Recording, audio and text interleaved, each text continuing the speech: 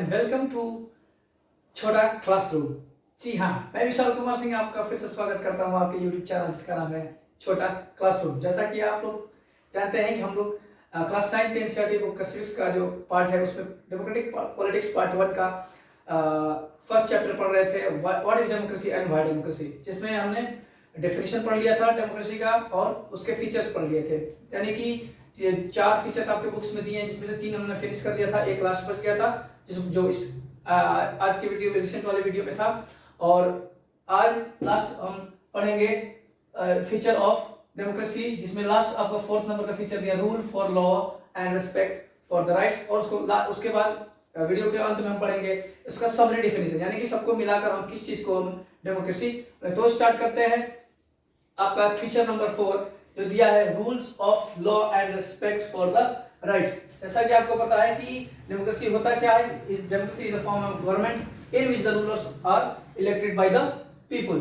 ठीक, जिसमें था पहला कि इलेक्शन था, फ्री एंड फेयर था इलेक्टोरल, और उसके बाद था मेजर डिसीजन कौन ले रहा था, जो इलेक्टेड पीपल थे वो, और 1 पर्सन 1 वोट एंड 1 वैल्यू को हमने देख लिया था। ये लास्ट आपका फीचर बचा है rules of law and respect for the rights. ठीक है, यानी कि इन लॉज जो देश चल रहा है वो किस आधार पर चलेगा, यानी कि कोई ऐसी चीज होगी जो नियम बना रही होगी। ठीक है, जैसे हमारे देश का क्या कॉन्स्टिट्यूशन है, यानी कि सारे डेमोक्रेटिक कंट्रीज किस पे चलते हैं, कॉन्स्टिट्यूशन के आधार पर चलते हैं। ठीक है, तो उसी को जैसे हमने सारे फीचर्स को हर अलग अलग कंट्रीज के एग्जांपल के साथ देखा है, आज भी इस एग्जांपल को एक कंट्री के उदाहरण से देखेंगे। आइए देखते हैं, जिसमें दिया है उदाहरण एक अफ्रीका कॉन्टिनेंट का एक जो छोटा सा देश है जिम्बाब्वे का। ठीक है, Zimbabwe got independence from white minority rules in 1980 and ruled bye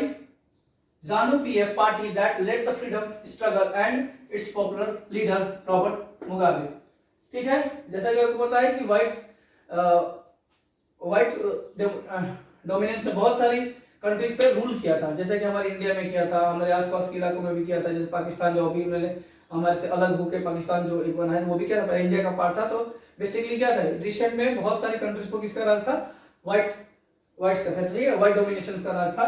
ठीक, तो एक कंट्री है जिम्बाब्वे, ठीक है, जहां पे उसको इंडिपेंडेंस को मिली व्हाइट माइनॉरिटी से 1980 में। ठीक है, बहुत सारी मशक्कत करने के बाद, फ्रीडम स्ट्रगल करने के बाद उनको भगाया गया वहां से। कब, 1980 में जिम्बाब्वे में। और उस जैसे कि इंडिया में आपका था कि भगाने में, यानी कि ब्रिटिश रूल को खत्म करने में इंडियन नेशनल कांग्रेस का बहुत बड़ा रोल था। उस टाइम की जो इंटरनेशनल कांग्रेस थी उसने बहुत सारे फ्रीडम स्ट्रगल्स किए, प्रोटेस्ट किए, तब जाके क्या हुआ, हमारा देश इंडिपेंडेंट हुआ। वैसे ही एक पार्टी थी ZANU PF जिम्बाब्वे में, जिसके मेन लीडर कौन थे, रॉबर्ट मुगाबे। ठीक है, अब जब से वो इंडिपेंडेंट हो गए, कब, 1980 में, रॉबर्ट मुगाबे क्या हो गए, पॉपुलर लीडर हो गए वहां के। तो इलेक्शंस हुए और क्या हुए, हर 6 साल 5 साल पे क्या हो रहे थे, इलेक्शंस हो रहे थे, और हमेशा कौन जीत रहा था, रॉबर्ट मुगाबे की पार्टी, यानी कि ZANU PF। Election were regularly held in the country, always won by ZANU PF and always Robert Mugabe becomes the president.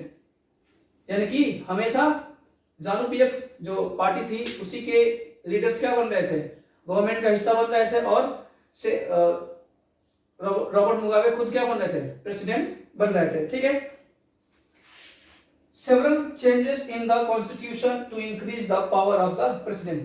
ठीक है, जैसा कि पिछले में देखा था free and fair electoral competition में, कि चाइना ने क्या किया था, कोई ऐसा चॉइस ही नहीं रखा था कि कोई अदर क्या कर सके, पार्टिसिपेट कर सके इलेक्शंस में।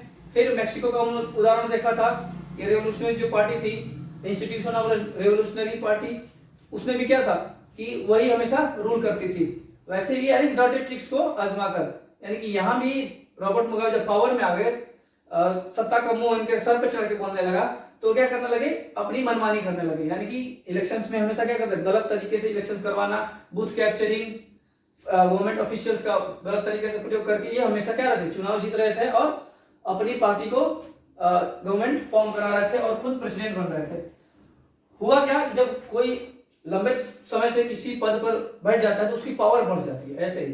ठीक है, वो उन्होंने अपने पावर का गलत इस्तेमाल करने लगा, यानी कि देश जिस पे चल रहा था, जो कि कॉन्स्टिट्यूशन था उस देश का, जिम्बाब्वे को, उससे खिलवाड़ करने लगे, हमेशा कुछ ना कुछ चेंजेस करके अपने पावर को बढ़ा दिया। यानी कि यहाँ पे लिखा है several changes in the constitution to increase the power of president. Constitution में चेंजेस करने के बाद क्या कर दिया, अपने पावर को इतना बढ़ा दिया कि सबसे, मान लीजिए कि फिर से वो राजा हो गए वहां पे, ठीक है। रॉबर्ट मुगाबे एक राजा की तरह काम करने लगे, जो वो कहते थे वही होता था, ठीक है। पब्लिक प्रोटेस्ट वर डिक्लेयर इलीगल। और जैसा कि अगर हम देखा कि 1980 में इंडिपेंडेंट हो गया, और फिर से एक तरह से हम देख रहे हैं वो किसका गुलाम होते जा रहे हैं, रॉबर्ट मुगाबे का, ठीक है। रॉबर्ट मुगाबे का गुलाम होने का मतलब ये है कि लोग क्या कर रहे, फिर से त्रस्त हो गए और क्या करने लगे, प्रोटेस्ट करने लगे वहां पे उनके खिलाफ, उनके गवर्नमेंट के खिलाफ, उनके ऑफिशियल्स के खिलाफ। लेकिन हुआ क्या, जैसे मान लीजिए कि हर एक देश में एक सुप्रीम पावर होती है जिसको जुडिशरी बोलते हैं, यानी कि वो हमेशा इंडिपेंडेंट रहती है। किसी भी डेमोक्रेटिक कंट्री में एक सुप्रीम पावर होती है जो जुडिशरी होती है, यानी कि न्यायपालिका होती है, हमेशा इंडिपेंडेंट होनी चाहिए, यानी कि वो रूल्स के हिसाब से चलनी चाहिए। जो रूल्स सेट किया गया है कॉन्स्टिट्यूशन में उसके हिसाब से वो काम करती है। यहाँ पे पावर में आने के बाद वो क्या करने, उससे भी खिलवाड़ करने लगे। पब्लिक प्रोटेस्ट वर डिक्लेयर इलीगल। जो लोग प्रोटेस्ट करते हैं उनको इलीगल बता दिया गया, न्यूज़पेपर वाले को सबको धमकी दे करके उनके खिलाफ कुछ भी बोलने पर रोक लगा दिया गया। जो लोग प्रोटेस्ट कर रहे थे उनको जेल भेज दिया गया। Government ignored some court judgment and pressurized जजेस not to make any decision against the government. और वहां की सुप्रीम कोर्ट जो सबसे बड़ी अदालत थी, जहां पे लोग क्या कर रहे थे, अपनी शिकायत लेके जा रहे थे, वहां पे उन जजेस को प्रेशराइज किया गया कि आप ऐसा कोई भी काम नहीं करेंगे जो क्या हो, गवर्नमेंट के खिलाफ हो या फिर रॉबर्ट मुगाबे के खिलाफ हो। लेकिन फिर भी क्या हुआ, कुछ समय बाद, यानी कि यहाँ पे देख रहे हो आप 2017 में, यानी 2017 में इस चीज का भांडाफोड़ हुआ। लोग त्रस्त आने के बाद भी धीरे धीरे करके कैसे भी अलग अलग तरीके से प्रोटेस्ट करने के बाद इससे छुटकारा पाए और किसको हटा दिया, he was forced out of office in 2017। यानी कि 2017 में उनको ऐसा कर दिया गया कि उनको अपना पद छोड़ना पड़ा और फिर से एक नए गवर्नमेंट का फॉर्म हुआ चुनाव के थ्रू, ठीक है। तो इससे इस उदाहरण को ये समझ में आता है कि a democratic government rules with in limits set by the constitution, law and citizens right, ठीक है। यानी कि आप जो राइट्स दे रहे हो, आप जो लॉज सेट किए हो, उसकी जो लिमिट सेट किया, आप उससे ऊपर नहीं जा सकते, ठीक है। अरे समझ में, यानी कि आप सबसे ऊपर क्या होगा, आपका लॉज होगा, तब जाके गवर्नमेंट वगैरह सब होंगी। यानी कि सबसे बड़ा कोर्ट होगा, ठीक है। जहां किसी भी कंट्री का सबसे बड़ा कोर्ट क्या होता है, सुप्रीम कोर्ट होता है, जिसको सुप्रीम पावर है कि आप देश को चलाएंगे कैसे। जब भी कोई दिक्कत में आएगा आपके पास आएगा, आप उसको समझाएंगे और देश की भलाई और लोगों की भलाई के लिए भी आप काम करेंगे। इंडिपेंडेंट है, आप पर किसी का दबाव नहीं है। लेकिन यहाँ पे क्या हो रहा था, दबाव पड़ रहा था किसका, रॉबर्ट मुगाबे का और उनके ऑफिशियल्स का, जो गवर्नमेंट के खिलाफ जो भी चीजें हो रही थी उनको इलीगल कर दे रहे थे, ठीक। A democratic government rules within limits set by the constitutional law। यानी कि कोई भी लोकतांत्रिक देश है, जो डेमोक्रेटिक कंट्री है, उसको किसके हिसाब से चलना चाहिए, जो लिमिट सेट किया गया किसके हिसाब से, आपके कॉन्स्टिट्यूशन में जो भी लिमिट सेट किया गया कि आप इसके दायरे में ही काम रख के काम करेंगे, वो उसकी सुरक्षा होनी चाहिए। और सिटीजन राइट, यानी कि लोगों के पास ये भी हक होना चाहिए कि वो अपने लिए लड़ सके, न्याय मांगने का उनके पास हक होना चाहिए, ठीक है। ये तो आपका चौथा फीचर, ठीक। तो आप इसको हम समरअप करेंगे एक एक करके। सबसे पहले हमने पढ़ा था डेमोक्रेसी क्या होता है। Democracy is the form of government in which rulers are elected by the people. पहला हमने यानी इलेक्शंस हो रहे थे, इलेक्टेड हो रहे, रूलर्स किसको बताया गया, पीपल्स को बनाएंगे, ये सारी चीजें आपने पढ़ लिया। तो उसको समरअप करेंगे, rulers elected by the people takes all major decision. यानी पहला आपका फीचर था, यानी कि जो लोग चुन के गए हैं लोगों के द्वारा, वही क्या करेंगे, देश के लिए मेजर डिसीजंस को लेंगे। फिर लेकिन ये बात ध्यान में हमेशा रखेंगे कि लोगों के राइट्स को दबाया नहीं जाएगा, ठीक है। उन्हें हर चीज यानी कि अपने हिसाब से अपने लिए न्याय मांगने का हक होना चाहिए।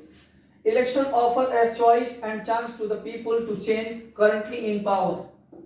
ये किससे हम कर रहे थे, देखे थे किसके हिसाब से, चाइना के वाले से, ठीक है।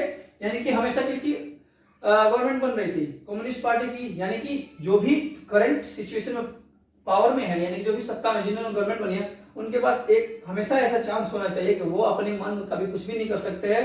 उनको ये डर होना चाहिए क्या, वो हटाए भी जा सकते हैं। The choice and opportunity is available to all on an equal basis। ठीक है, one vote one person one value जो हमने पढ़ा था, सबको क्या होना चाहिए, इक्वल अधिकार होना चाहिए किसी भी चॉइस को प्रेफर करने के लिए। ठीक है, the exercise of a choice leads to a government limited by the basic rule of the constitution and citizens act, जो कि हमने जिम्बाब्वे वाले उदाहरण से पढ़ा। यानी कि हमेशा एक इंडिपेंडेंट जुडिशरी होनी चाहिए जो सरकार को भी ये हिदायत दे कि आप अपनी लिमिट से बाहर जा रहे हैं, कॉन्स्टिट्यूशन के अंदर रह के काम करिए, नहीं तो आपको भी क्या किया जाएगा, सजा दी जाएगी। ये असली मतलब होता है डेमोक्रेसी का। ठीक है, तो ये पूरा हम लोगों ने समअप कर लिया, कैसे, डेफिनेशन और फीचर्स के साथ। आगे के पार्ट में आपका है arguments for democracy and the arguments against the democracy. ठीक है, उसके बाद ब्रॉडर मीनिंग ऑफ डेमोक्रेसी, यानी कि 2 हम लोग टॉपिक खत्म कर लिया। उम्मीद करता हूँ आपको ये सारी चीज समझ में आई होंगी। आगे वाले पार्ट में हम इसको भी कवर अप करेंगे। तब तक के लिए धन्यवाद, और आपके लव और सपोर्ट के लिए भी धन्यवाद। मैं विशाल कुमार सिंह आपको बहुत बहुत शुभकामनाएं देता हूँ। उम्मीद करता हूँ कि आपको मेरी वीडियोस पसंद आ रही हूँ, और आप उसको लाइक करें, सब्सक्राइब करें, और चैनल को सब्सक्राइब करें, और वीडियोस को शेयर करें। जितना ज्यादा आप शेयर करेंगे उतना ही लोगों के पास ये पहुंचेगा, लोग भी सीखेंगे, बच्चे भी सीखेंगे, और सबके लिए ये काम आएगा। ठीक है, तब तक के लिए मैं धन्यवाद करता हूं आपका। फिर मिलेंगे आपके यही इसी YouTube प्लेटफॉर्म जिसका नाम है छोटा क्लासरूम। तब तक के लिए धन्यवाद।